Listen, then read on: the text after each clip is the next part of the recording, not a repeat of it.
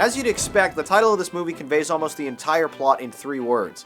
This 84-minute family film, that's also presented in a disappointing 3D, opens with a brief introduction explaining that Gnomeo and Juliet is yet another contemporary adaptation of the Shakespearean classic, this time with a garden gnome twist.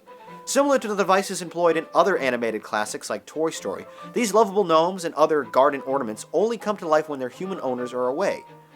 But, as with the source material, the 2 neighboring groups of gnomes are at war with each other. The gnomes race on lawnmowers in a nearby alley for sport and spectacle, with the alpha male of the Reds, Tybalt, voiced hilariously by action star Jason Statham, going up against our protagonist, Gnomeo, a member of the Blues, voiced by James McAvoy. Of course, you know the rest of the story. Gnomeo meets Juliet, voiced by Emily Blunt, a beautiful member of the Reds, on neutral territory wearing neutral colors, and they quickly fall in love, just moments before they realize each other's true allegiances. It's a delightfully cute and reasonably faithful retelling of the 16th century play, all reenacted by your typical cast of animated characters and goofy stereotypes. There's plenty of sight gags, witty references to other Shakespearean works, and lots of exciting action scenes that take on an entirely new perspective when viewed from a gnome's point of view.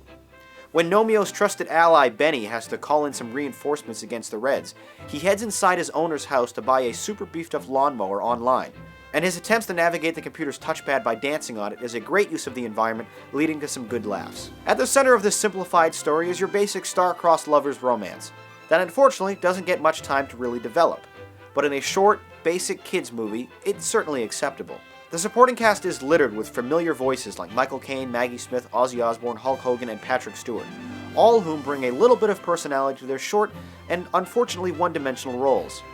My strongest complaint about this film unfortunately requires spoiling the ending, which I realize is an ironic thing to announce when we're discussing perhaps the most popular story ever written. But therein lies the issue I have. Gnomeo and Juliet diverges from the classic tragedy, having both of the title characters survive to a happy ending.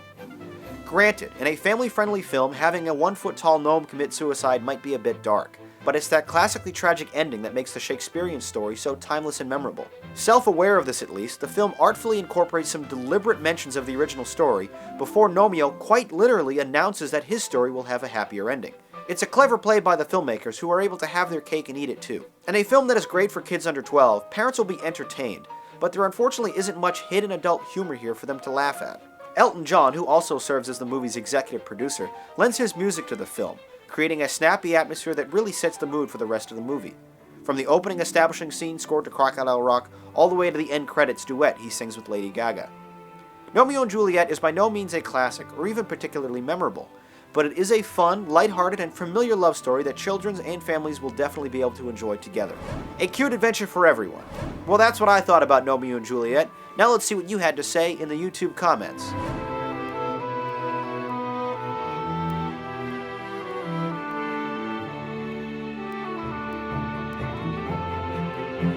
Okay, now let's bring in the Rate-O-Matic to see how we both scored Gnomeo and Juliet. A double 6. While this film is nothing amazing or even really memorable, it is still a fun movie, especially to see with the family or perhaps a date this Valentine's. I thought it was good.